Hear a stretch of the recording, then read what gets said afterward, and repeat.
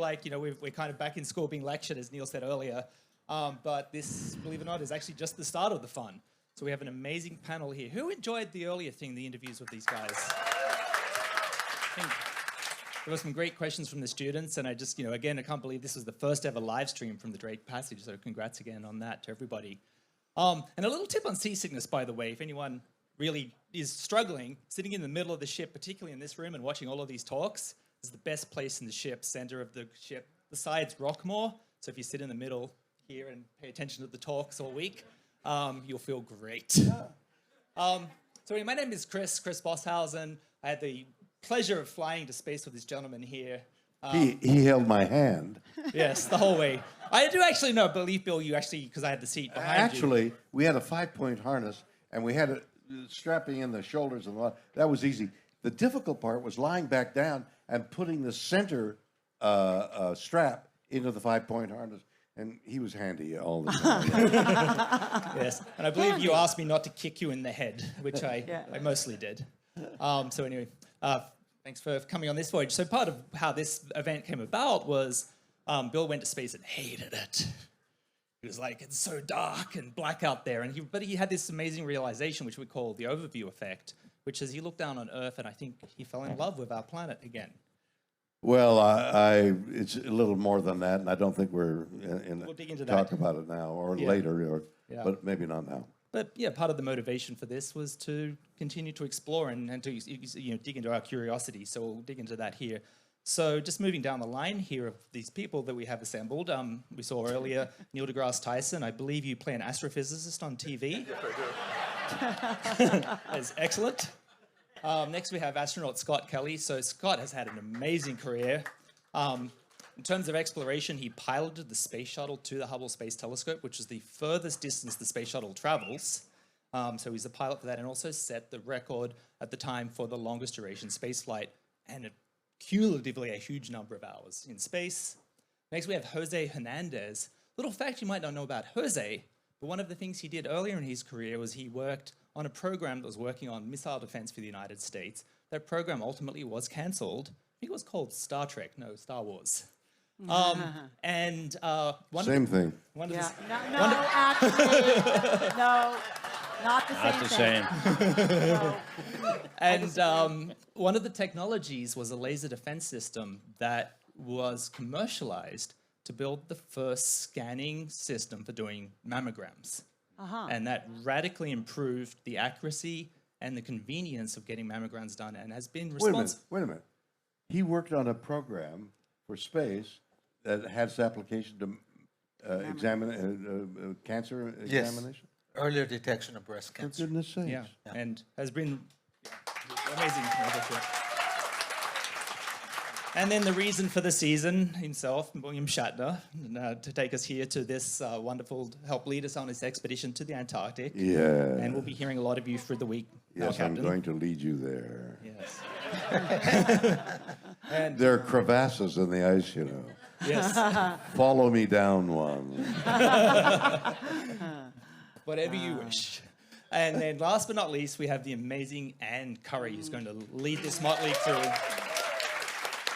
Anne has been a photographer and journalist and communicator for 45 years, has been in some of the most extreme situations on this planet, in natural disasters and war zones. She's interviewed some of the most famous and infamous people on the planet. Again, a mixed bag here, we're not sure which we have. And I'm just going to throw it straight to Anne, who has a whole bunch of questions for these people. Thank you so much, Chris. Thank you so much. And hello, everybody. Hello, Anne.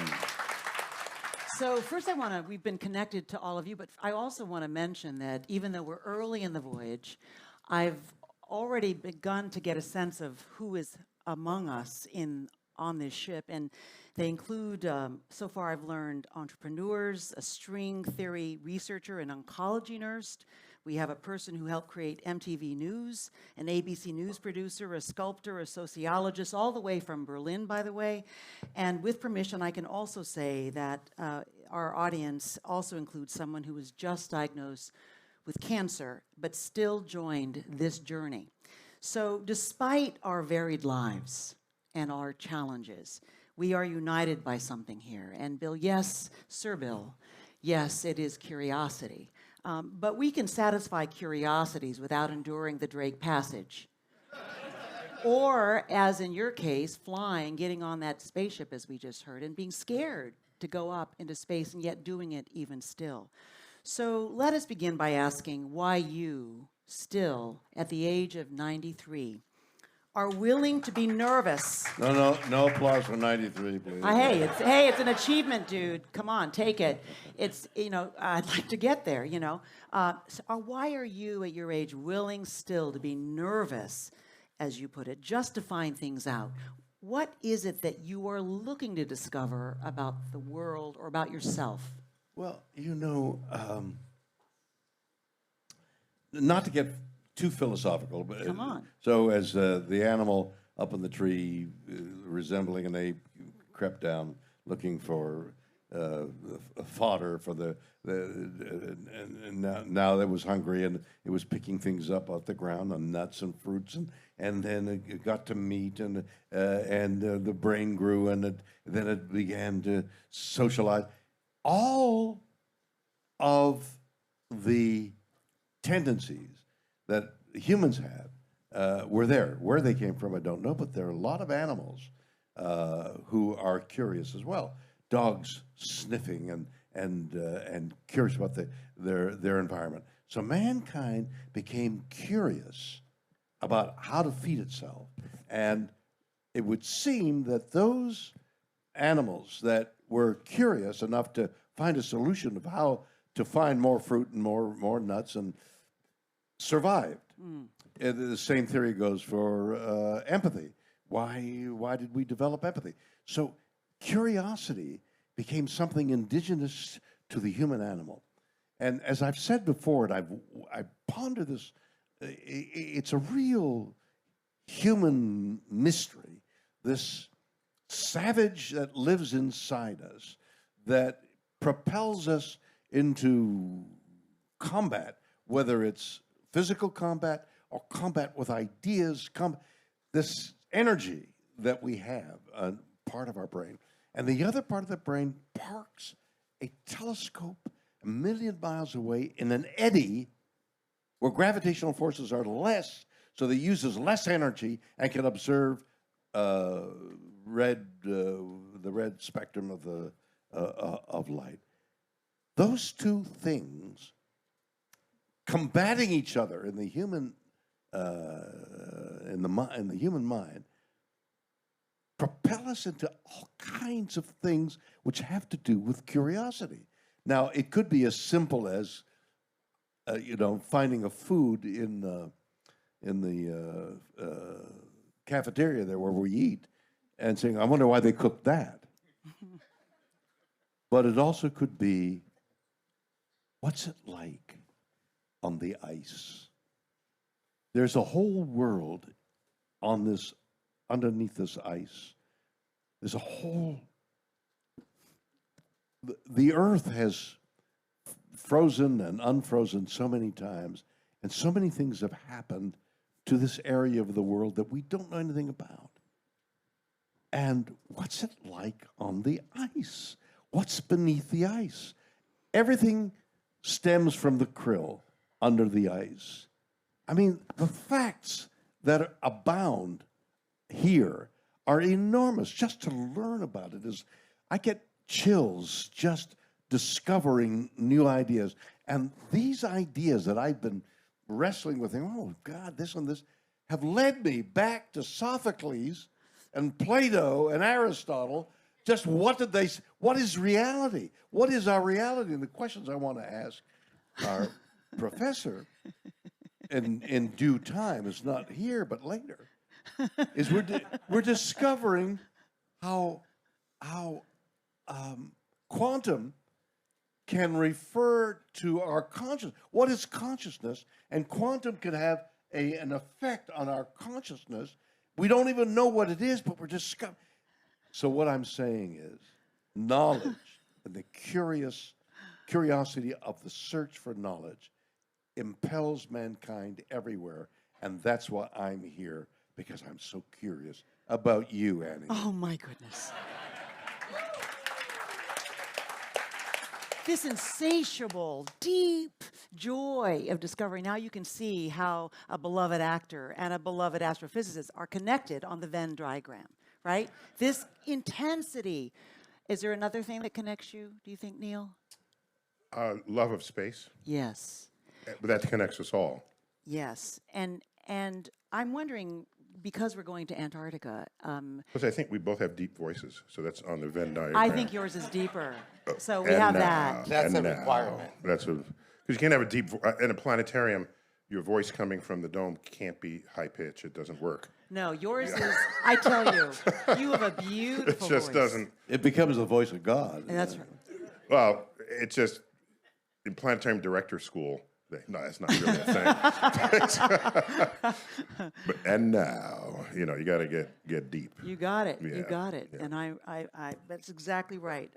We heard this morning that the Antarctic environment is inhospitable and potentially dangerous.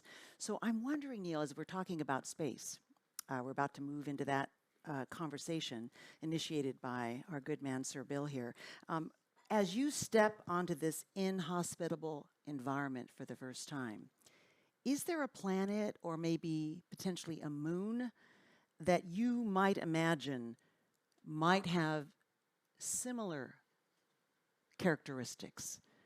Antarctica is warmer, balmier, and wetter than any place on Mars.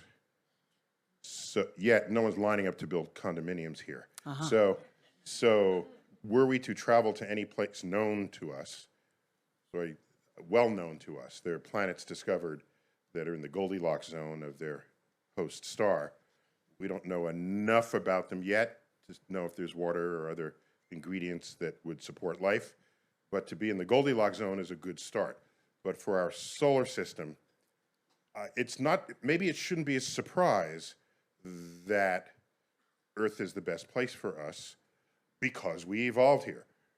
If you go to the Arctic and you see the polar bear just figuratively and literally chilling on the ice, the polar bear is comfortable there because it evolved there. We would not, it would kill us. The conditions would kill us. So to praise something for how good it is for life when life evolved in that very space, it misses the point of how evolution works. And that's just my first point. Second, most places on Earth would kill us were it not for our ingenuity of ways to stay warm, for example, or how to not get eaten, or how to not drown, given 2/3 of Earth's surface is water. In other words, if I picked you and dropped you in random places on Earth, 7 out of 10 of them, you're dead 20 minutes later. So to focus on Antarctica as being specially hostile, so is a pool of sharks. I would count that as especially hostile to you, to your survival. So it's the ingenuity of what it is to be human, and mammals more broadly being warm-blooded. Yes, we have a higher need for energy to maintain that body temperature, but because we maintain our body temperature doesn't sink to whatever other temperature is out there, killing us. Snakes can't live here. You pick any cold-blooded creature, they become the temperature of their environment. And that doesn't work in Antarctica. But we can put on clothes and our body maintains our warmth and we can go on expeditions. So even though it's much warmer and wetter than Mars and other places in the solar system and probably the universe, the truth is that it's so inhospitable to all life as a continent that it still fits that idea of being inhospitable, but we can't complain because you're saying it's better than outer space. Yeah, and I would say, yes, almost everywhere on Earth is better than outer space. Okay. Just a point, since we have the good Captain Kirk here, you might not have noticed, if you thought about it, every planet they landed on, they didn't need a spacesuit because it was pre-established that it had oxygen, nitrogen, atmosphere. And microphones. You need that too. So they were pre-selecting places that were not hospitable. Otherwise, it's not a story. Right. If they landed, like if we landed on Venus, we would all vaporize. That's Right. the end of the story, right Right. there. Which then is a direct pivot to these two gentlemen in the middle. I mean, because they move then to beyond Antarctica, right? We're talking, you just set up super inhospitable anywhere outside of our planet. So, and it speaks to not only the yearning for knowledge, but also the right stuff that I think we're all, a little bit of the right stuff that we're trying to get a taste of, that these two men exemplify. And Scott Kelly, I mean, you are the first human being ever to live for almost a year in outer space, and you made that choice not really fully knowing, because nobody fully knew what that impact would be on your body, on your recovery and all of that, which makes you a bloody hero, okay, number one, because you're doing it for humankind and as we think about the future. I'm wondering if I could get from your perspective, having lived through the machinations of what it takes to live in outer space, how you envision where humanity is going into the future of space. Where are we going? Say, and I'm thinking, I'm going to give you a broad, not as broad a time scale as an astrophysicist might think, but in 50 years, say, or you can pick another number if you want. Where are we going to be as human beings in terms of our connection to space?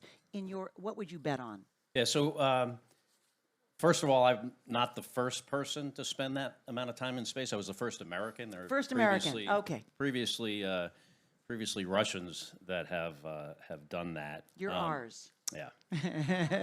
Subsequently, a couple other guys Americans have beaten my record, which is great because that's what we want to do, right? It's not what you told me the other day. So let me just add something before I answer your Yes. question. And I want to add to what you said in the beginning about the people in the audience. Yeah. And I just wanted to point out that there are two Ukrainian defenders here that were in the Vostok steel plant, Mariupol. They were both, and I don't think they're in the room right now, but they were both POWs for nearly a year. And it was great to have them on board. And so you actually, we need to say, you helped get them here on board. Yeah. And for one of them, it's been a life dream to be in Antarctica, so thank you for that. Yeah, it's really great that they were able to make it and get here. They've suffered incredibly. So where are we going to be in 50 years? I don't know. I think we're going to continue to explore space. Certainly, our country has challenges. Economic challenges, other challenges. Space is important. It's not the most important thing. I think it's possible we could have people living on Mars someday. I don't look at Mars as like some other people do, like Elon considered it's like a planet B, like we need it to survive. I'm pretty certain that regardless of what we do to this planet, and I hope we don't do this, but however bad we make this planet, it's always going to be easier to live here than on Mars. Mm-hmm. But I still do believe we should go to Mars, and I think we will someday. When that is, I have no idea. My brother Mark used to say when he was an astronaut, going to Mars is not about rocket science, because most of the stuff we need to know to do, we know how to do already. I mean, there's issues with radiation and protecting the crew from that, but he would say it's not about rocket science. It's about political science, because it's really about the money. It's about electing representatives that believe in science and progress. We will get there someday. I have no idea when, and I just hope that people don't look at Mars as this like, hey, we're going to move there after we destroy this planet, because to me that makes zero sense.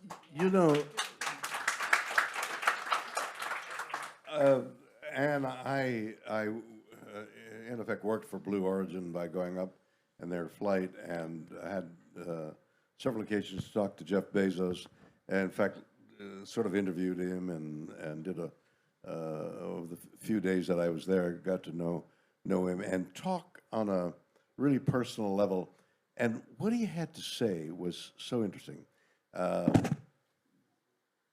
His concept is to send industry up there, to pollute up there and not down here, and try and achieve the pristine Earth that we once had, perhaps.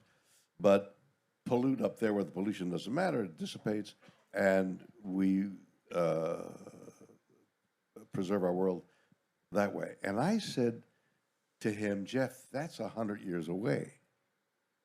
And he said, you have to have hope. So get this, I was on a panel discussion with him one time, and then we had the opportunity to ask each other questions. It was me, him, and the head of Space Command. I forget the general's name. But I asked him, I said, so when do you think, Blue would turn a profit? Like, what's your plan? And he goes, profit? I don't know. He goes, maybe, I don't know, 100 years. I'm not doing this for money. I'm doing this because I think eventually it's going to help us save the planet by putting, all this industry, maybe, solar generation capability into space. That's his goal, which I think is. So how noble is that? As against, we got to go to Mars and send, 3 people. We can't get somebody off the ISS thing there. I mean, that couple went up there for a weekend. Let's go up into space, honey. And 6 months later, she's walking. Did you see her the other day? She's got her hair frizzed and she's having a great time. She's a free spirit. Yeah, it's fantastic. So hope is what we're dealing with. Hope that these new inventions to produce electricity from hydrogen, the end result being water, from water to water, using natural or whatever the word is, renewable energy sources to create the electricity to zap the water to make hydrogen. It's all possible, and to be done as quickly as possible before it becomes impossible. Yes, And and I just want to interject please. first, before we move this even further, I just want to state that astronaut Sonny Williams and astronaut Butch Wilmore are not a couple. They have their spouses patiently waiting now, so don't start any rumors, William. Don't start any rumors. From what I hear about astronauts, when did that matter? Okay. All right. That was funny, but we're moving on. Now, but we just talked about some big ideas here. Whether, obviously, any of this stuff is not going to just take hope, it's going to take grit. And if anybody understands who could teach a PhD class in overcoming odds, it's you, Jose. So what are your thoughts about what it's going to take to move humanity to the next, hopefully, positive plateau in the future of space? And what can you say about whether it will be worth it? Well, look, I think anytime we invest in technology that pushes the frontier of space exploration, it makes our life a lot more comfortable down here on Earth. There's spin-off technologies that, this is why we have cell phones. This is why we have satellite TVs, because we've been pushing the envelope of science. Also, you got to realize that it makes economic sense because, every dollar that the U.S. government or other governments spend in space exploration, that spin-off technology generates a tax revenue in sales of this technology that's being That's the developed. history of NASA investment. Exactly. And look, when we first went to the moon, it was strictly for political reasons. We wanted to John F. Kennedy? We wanted to beat the Russians. Once we got there, we found out that given the price of going up there and the return, it wasn't viable to continue. 50 some odd years later, technology has come a long way where it now makes sense for us to return to the moon, develop a lunar base, a lunar economy, where we learn how to live outside of our world and use it as a test bed for technologies that we're going to need to go to Mars. Can you describe a lunar technology? What is envisioned as work and business and activity there, other than digging out the water? Habitat. Developing habitats, using a laser printing system to create bricks out of the regolith and building blocks to build habitats. That's So one we technology. got people living there. What are they going to do? Well, I think you got to learn how to create your own, grow your own food. So one thing is how are we going to grow food when we're in Mars? You're going to learn how to mine for water, the basic resource that humans need, that's natural resource. Let's get Neil in here because Yeah, we talked Neil's about here. hope, we talked about grit, but what about practicality? You're the science man, you know this stuff. What is real about whether we can pollute in space and like have no pollution here? And isn't it cheaper to send machines up into space than people? Just a comment about life on the moon. You can imagine there'd be lunar restaurants, but they'd have no atmosphere. You know, Yeah, but they make great moon pies. I have a contrarian view to almost everything that was just discussed. I thought so. But let me contain it. So, to dream is one thing, but at the end of the day, somebody's got to write the check to make it happen. And the people who write the checks have different motivations from those who do the dreaming, and rarely do they align. And so, to go forward with a reality check on what is possible culturally, politically, scientifically, there's often a mismatch between the forces that enable things and what people want to accomplish. I don't mind that, provided the dreams stay as a force on where we think. Without dreams, we might as well just move back to the cave. So I'm not here to denigrate dreams that go beyond limits, to infinity and beyond. I would just say, if you want to put pollution in the sky, somebody's going to have to say, that is economically feasible for me to do that, not that it's just a good idea. Because I wish it weren't so, but it is so.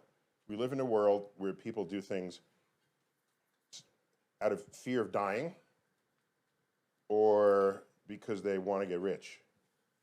And all the altruistic things, they can happen, but not at the highly expensive thresholds that going into space require. And so I'm skeptical. Right. You just heard that Bezos is saying he's not looking for a profit there. He's just trying to move that ideal. He can say that while his net worth is $283 billion. But if by doing it his net worth drops by 90%, I'd be curious if he'd still felt that But way. you're going to accept his money as long as he's putting it in and not expecting money back. If it's putting it into this idea that maybe we can create a space between what we're experiencing and fearing about the penguin in the room, right? Climate change, global warming. Not like the canary in the coal mine? That's right. But this is the penguin in the room. penguin Which is, in the where's room. the Okay. penguin? I see what you did there. All right. That's funny. That's I good. know. That's Well, good. actually, my friend Antoine came up with that, so I got penguin to in give the him room. credit. Yeah. When you have that much money, then the amount of money I think he thinks that would cost is small compared to that Reality. total. Yeah. Right. We would all do. We have charities and things. So when you're $300 billion, you can think of a $20 billion charity and not have it hurt you. So I don't have a problem with that, and I would believe that. Yeah. But I don't know that that could happen for $20 billion, given ship industries and pollution management systems in space. By the way, I don't know where he plans to put the pollution. If it rains back down to Earth, burning up in the atmosphere, then it still lands back on Earth. And does he want to pollute the moon? It's actually much harder than you think. I won't call it impossible, but much harder than you think to drop things into the sun. Because Earth has an orbital velocity. If you just put something off of the Earth, it has that same velocity. And the way to drop it into the sun is you have to remove 100% of that velocity of that object, then it will fall towards the moon. That takes energy. So it would take energy to dispose of your wastes, huge amounts. We don't do this for NASA. We use, if NASA wanted to, they could have engines with fuel, fire them in a retro way, and then take their 17,500 miles an hour to zero and just drop out of orbit. You wouldn't need heat shields. You just need parachutes, okay? The heat shields are because of all the energy of the speed you have to maintain orbit, okay? But that takes energy to put energy up in space to slow you down. So you take advantage of the atmosphere and the heat dissipation. So there are clever ways we can do this, but it's not, it makes a better headline than an engineering solution to the problem. So there's no magic bullet for this issue that we are all probably thinking a little bit about, or have at least thought a little bit about, in terms of accepting and deciding to be a part of this journey. It may be, and this is the last point I'll make on this, so you can go on. It may be that the solution is not putting industry in space so that that can be polluted and not our air. Oh, by the way, there is a painting that was, I forgot, done in the 1950s or early 60s, that was sold as part of the estate. Who's the Microsoft guy who died recently? Well, Paul Allen, who was a big collector of sort of space art back when people were imagining the future of life empowered by space. There's an illustration of a dome over a city, and the city had purified air, but all the industry, so they showed smokestacks outside the dome, but inside. So that was this idea that you would separate the two and purify the air. It may be that the solution is not that, but the solution is finding a way to recycle wastes so that you don't have the pollution in the first place. And I say this not as a pie in the sky. Think about the manure problem with horses 120 years ago, especially in urban centers, especially in New York City. All transportation was in horse-drawn carriages. If you ever have horses, you have manure. And so there was this tongue-in-cheek article written about the manure catastrophe, where you scoop up the manure, put it in a truck. What has to pull the truck?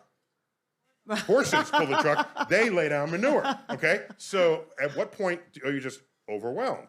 Plus, there were no supermarkets then. Most food, especially fresh food, fish, and were sold in the streets, street vendors, where flies were proliferating in the horse poop. So I didn't think we were going to be talking about poop in this I'm conversation. sorry, I had to come thank out. you. Right. We've got penguins. You can't have a conversation without poop. So my point is, whatever, you can put your smartest people on the manure problem. How do you feed horses so that there's less manure? Put in a chemical so that flies don't. You could do all of that.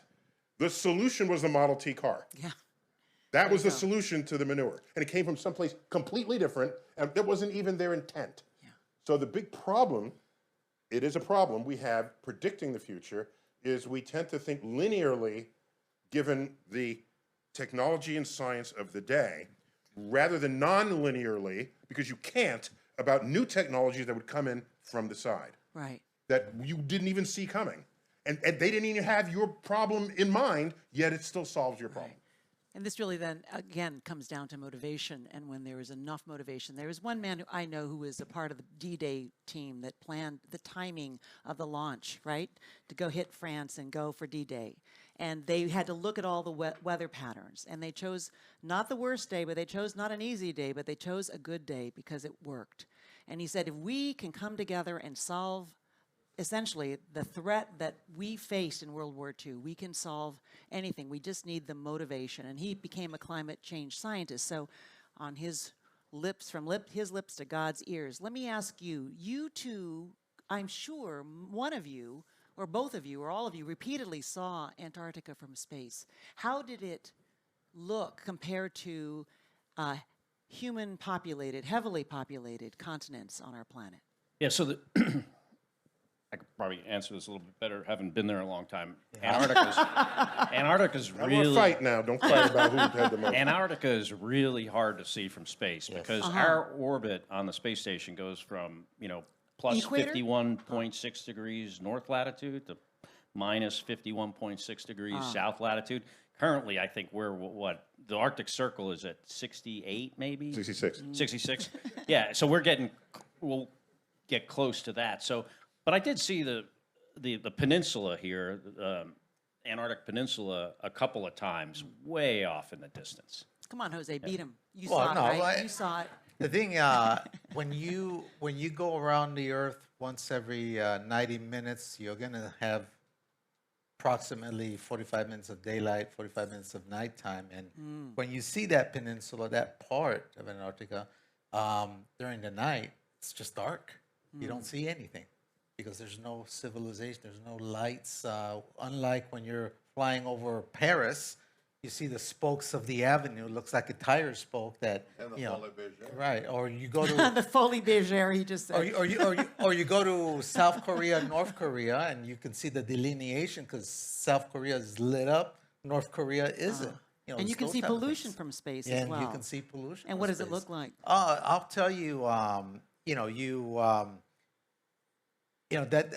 that was the moment I became a instant environmentalist and activist. I was always environmentalist, but an activist in the sense that, you know, when I wasn't in space as long as got here, but I did have a time to see sunrises and sunsets. And I'll tell you, one evening I was watching a sunrise, and you see the sun come out, and you see the rays of the sun hit the atmosphere. And when I saw how thick it was scary thin.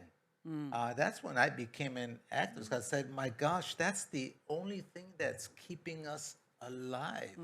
And 12,500 feet oxygen. yeah, After that, you need oxygen. and it's a scary thing. And I said, those environmentalists have it right in the sense that we need to be good stewards of our environment because and I'm glad Neil's here because he can either dispel this analogy I make or not. But my understanding is that, you know, Mars only has 1% of the atmosphere of Earth, and it has a different composition. But it's surmised that perhaps you know, millions of years ago it did have a full atmosphere, and because of the greenhouse effect, you know, you get into a runaway situation where your atmosphere just escapes the Earth, and that could happen here in Earth, or maybe you can dispel But something that I wanted to highlight, the Earth's atmosphere is to Earth as the skin of an apple is to an apple.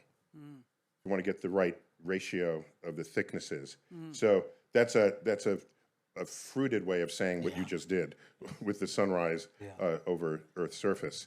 I want to make another point because I'm in educator mode.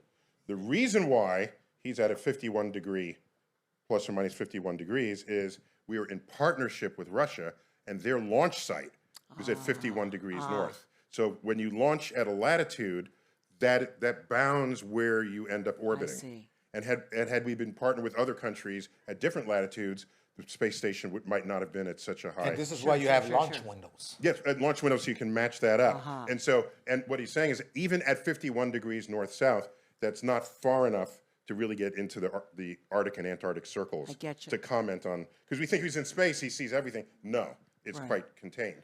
So if you can't see, because of this, Antarctica as well as other continents from space, Antarctica, however, there is something about Antarctica that allows it to see into space because there is a telescope in Antarctica, as I understand it, at least one? Oh, it's a bunch. A bunch. Oh, yeah. Now, why? Why Yeah, are there so many in Antarctica? As we learned from Percival Lowell, of all people, he's the one who initiated the search for Pluto.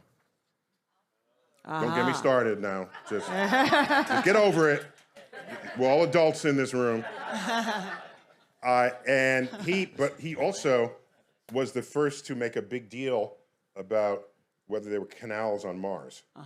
And he's wealthy. He's the Lowells of the New England Lowells, and he built an observatory, one of the best that his money could buy, and knew that he should put it on a mountaintop, which would then be above the lower turbulence of the atmosphere, and he should put it in a desert. So he found a mountain in Arizona, built an observatory there, called it Lowell Observatory, thank you, and started this search. Teacher, educator. Right? That's what No, that was. but there's a point to all of this, where he's using his observatory, and he says he sees canals on Mars, and starts drawing pictures of them, and publishes books. Other people don't see the canals on Mars, and he says, well, your telescope just isn't as good as mine. And so he lived on that distinction for decades. And now I forgot why I mentioned Antarctica, why there's Oh, space, yeah. telescopes. So when you put out a telescope, you want it as high elevation as possible. There are regions of Antarctica that 10, 11, 12,000 feet elevation. They don't have to be a mountain to be a high elevation. But you can find that elsewhere on the continent, on the You planet. can, however, in Antarctica, you can get 6 months of darkness. And the object is always above your horizon. because as you go to the poles, the angle that the sky rotates relative to your horizon, on the South Pole, it just turns. Nothing rises and nothing sets. What So about- you can execute 24 hours continuous observations of your object, provided it's in the southern hemisphere. So Are you also going to get clearer air? yes, yes, there's much less All the more humidity in the air, and microwave observations are also very good there. Microwaves have a relationship with water, the water molecule. We know this. That's why our microwave ovens cook food, because your food typically has water in it and of some kind. And so water disrupts microwaves. If you're going to use a microwave telescope, you want to put it very high altitude and very dry. And so Antarctica is great for astrophysical research, yes. And my understanding is that one of the ways these telescopes are being used is for finding the evidence to back up the Big Bang Theory. Is go jump, yes. Yeah, the Big Bang Theory, that would be a TV show. Do you Just have a evidence question? for the Big Bang. Do you have a question about the Big Bang Theory because you're so Well, insatiably curious? I understand the Big Bang Theory. The problem we don't know about is where did that point of energy begin. But as a general statement from me, science is suspect all the time because as instruments evolve, we make new discoveries, and we discover that what we thought was true, canals, aren't canals. And that goes for almost everything. In fact, I got into a wonderful faux heated discussion with Neil about dark matter and dark energy. How do you get into a heated discussion with an astrophysicist about dark matter and dark Well, energy? Very easy. Just say, I don't believe you. And he gets so angry. No, bet he I'm not. does. I just got to pull out all the stops for So the fact we got into a discourse about those things we don't know about, why the universe is expanding, and the theory that it's dark energy and it's composes 90 to 95% of the universe, and we don't know what it is, and we're making observations. So my argument was, I'll bet you the speed of light, which is sacrosanct, the speed of light. One day you'll say, nah, well, you know, something travels faster. The other question that we will get into at some point in time you and I have a session. Yeah. What I want to get into One-on-one. is entanglement. Yeah, Why, sounds like fisticuffs. why a piece of crystal will vibrate here and 10,000 miles away instantaneously it vibrates. We don't know why. I thought Einstein knew. Quantum Yeah, no, mechanics, Quantum right? integrity. Okay, so my simple answer. So we don't know what's happening. Is my He's My simple answer is, first, the universe is under no obligation to make sense to you. no. It That's my makes first sense. comment. I just don't understand. No. But And I'm trying to anyone, point out neither do you. it is what we observe to be true, whether or not we understand that it is true. And that's my first one. Second, but wait a minute, everything you just mentioned is on the bleeding frontier of astrophysics research. You're not questioning that we're going around the sun, or that the sun is hot, or that it has thermonuclear fusion, or that equals MC squared, or that we live in an expanding universe. That is in the books. That is not up for someone to say, well, maybe it's not. Yeah, but Neil, the rate at which it's expanding has changed. The opinion. has That's changed. interesting. So we're expanding. Nobel Prize was given to that. quickly. We're not expanding quickly. So one day, Scott, hold me somebody's back. And it's going to come back. It's going to come back, right? Right. And bite you on the ass, right? Can I comment just on Jump something in. that Bill said that I agree with 100%? You know, science is always suspect, but it can only be replaced by better science. Exactly. You know, not somebody's Correct. opinion or. Well, yes and no, because if you argue that science is always suspect and it can be replaced by better science, that better science is suspect as well. But it's not all science that's suspect. It's the science on the frontier that is the bleeding edge. Most science on the frontier will be shown to be wrong. Yeah, but wait a minute. It's your well, we're getting into no, Philosophical differences. no, Another it's show, okay. sorry, No, but- I love that we're passionate about this, but the idea is that it's the whole idea of science. It seems to me that it's ever changing because you're On the constantly frontier. looking. Perfect. Thank you. You're Andy. constantly on the frontier. On the frontier. But because the you're always asking. frontier, the observation of the frontier also is salient for observation in the immediate. If your intensity, if you have a better microscope, a better microscope and a better telescope, and you see different things, then everything is being seen different. Not only on the edge, but the basics. The basic. I mean, Christ, the construction of a molecule has changed opinion innumerable times. It's been and updated. it's right there. We're It's just looking at it. updated. Look at That's that. It okay. goes around. It doesn't It's go just around. updated. Things Bill, you look get like better. you're about to blow a gasket here. I don't know. Okay, so we're gonna slow this down. In fact, I'm gonna put your ask you a question, Neil, about something that's kind of related because astrophysicists, you think in such a long time scale, right? You have to think in this, and that's the way you think. That's the way you work. And so I've started to wonder how. Just curious, how does that work? When you to work and think in such a long time scale, but yet trying to have to live in an immediate time scale. In other words, you have one way you have to live and one way you have to think. Do you ever kind of mix them up or get, is it topsy-turvy ever or is it simple? It brings angst to some people that Yeah? to think about Is your wife here? No. infinitude of the universe in all of its ways. So the astrophysicist lives within that distinction between the moment and the eternal universe. And we are comfortable with large numbers, with billion, trillion. There's on the possibility that the expansion of the universe will accelerate unchecked. If you run the numbers on that, there's something called the Big Rip, where the very fabric of the universe cannot stretch at the rate that the universe is expanding. Huh. And we have a date for that. It's 22 billion years from now. What, everything stops? What? Well, we don't quite know No. what that would look like, but I don't want to be around for it. Because the flexibility of the fabric of space-time gets challenged at that point. And so well, here's my point. So we calculate this, and we have computer models to show, and that'll force you to think and wonder.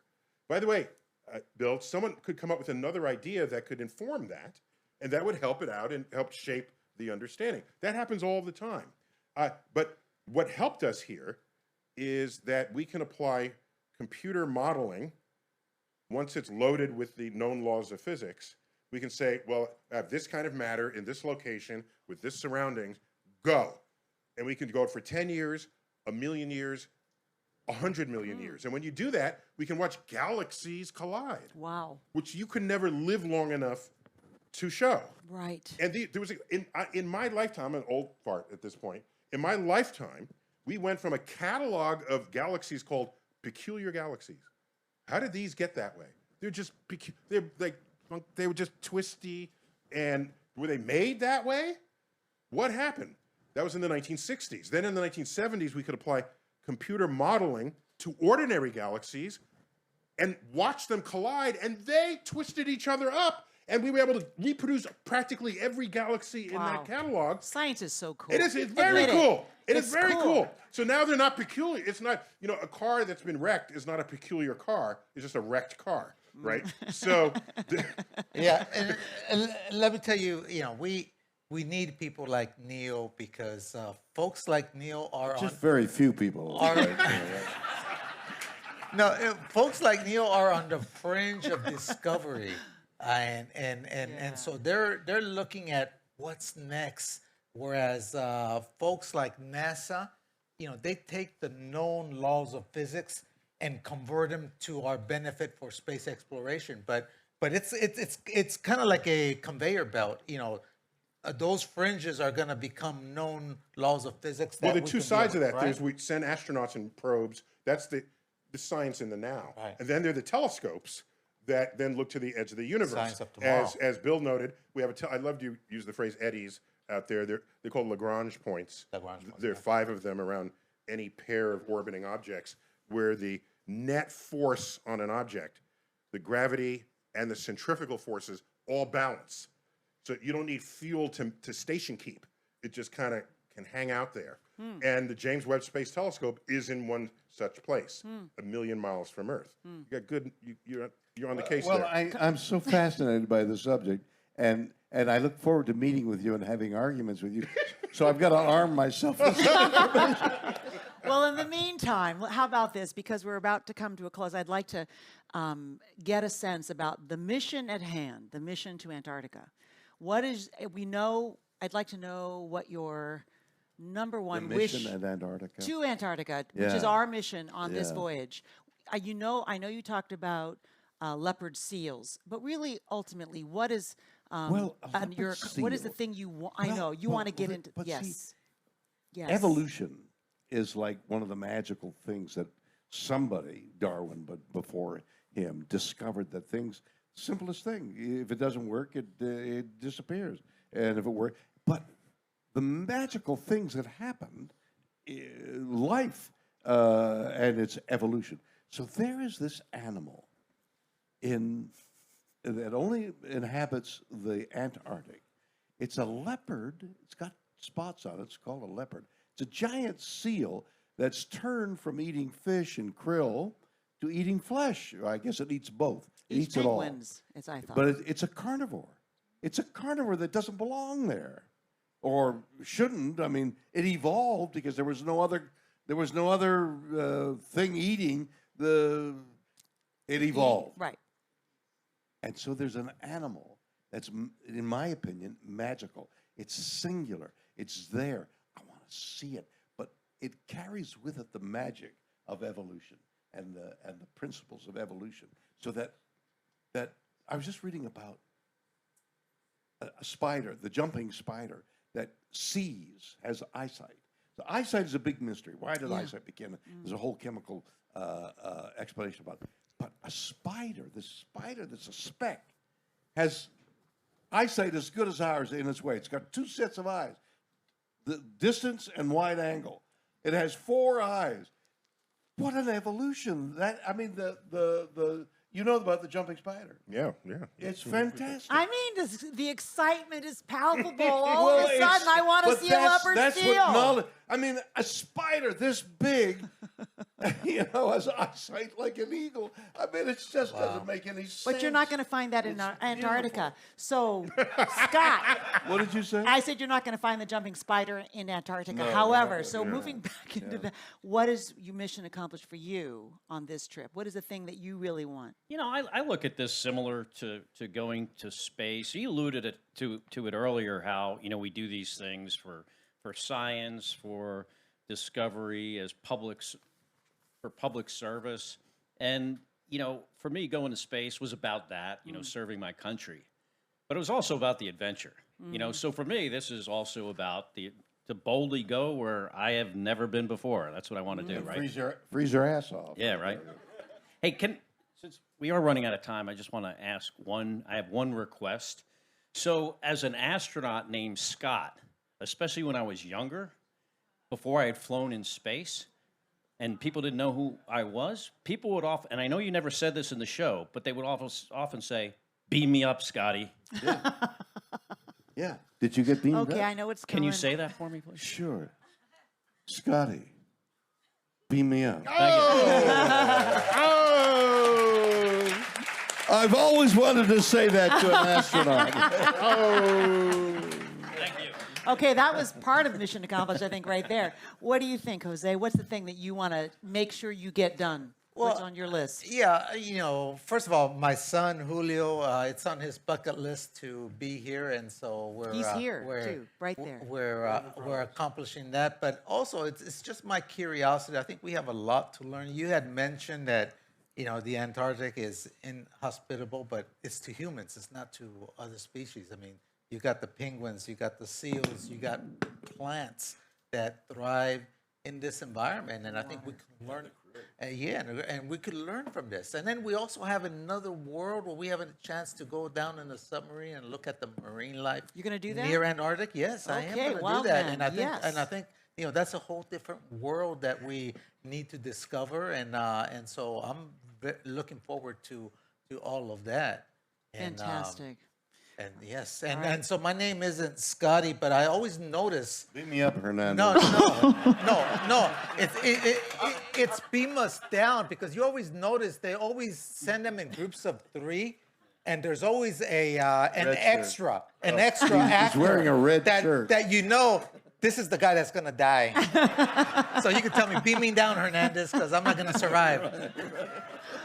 All right, Neil, you're up. What's your wish? It was primarily a bucket list for me. I've been to all the other continents, and so that was the last one up.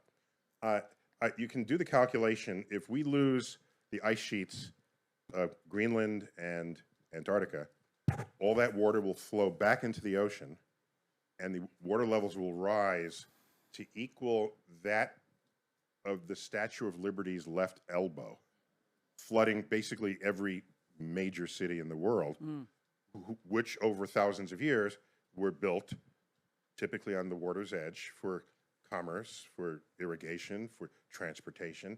And so I just want to make sure I touch the continent with its glaciers before all the glaciers are gone. I see. Well, let's still have hope as we like, and also resilience and strength, and check all of our boxes. I hope. So my property in Central California has a chance of becoming beach property. Yes. What you're telling me. Beachfront property. All right. Yeah. Yeah. Maybe in your lifetime it'll be okay, but maybe Julio's kids. But may one wanna more have sold thing, it. please. Yes. On Bezos' admonition that you got to have hope. If you read the litany of new inventions, of the way we're rushing to generate electricity from non-polluting things, for example, and we need the electricity to generate the energy for all these new inventions. But there are machines that are being built, that have been built already, not on the massive scale they have to be, to take the carbon dioxide out of the air. There are hydrogen-generating electrical machines that exist in submarines and on boats. There's so much happening. It's it's on the cusp. It's 10 years away. So there's reason to hope that if we do it soon enough, we can combat global warming so that these things don't happen. Bill Shatner, keeping hope alive. Legends, thank you. Onward and upward, everyone. Thank you. Great closing. Can you hear me? Oh, here we are. Yeah, another round of applause for our amazing guest today. And I realize you didn't get to offer what you would like out of this trip. What? So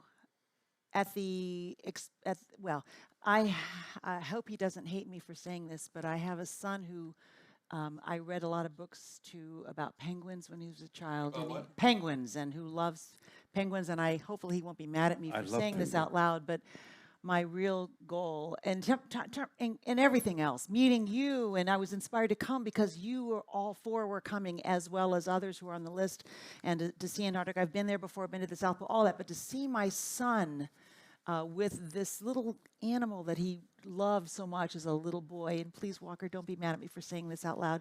That to me will be everything. It'll be the image that I will think about on my deathbed. Until he smells their poop. Exactly, until somebody smells their poop. Okay, so you asked, I answered, and now I'm in trouble. Yes, that's excellent. Thank you, Anne. And thank you for keeping this rowdy crew under control, and it was great to see you. They were in your wonderful. element, They were really wonderful, weren't you. they? Bravo.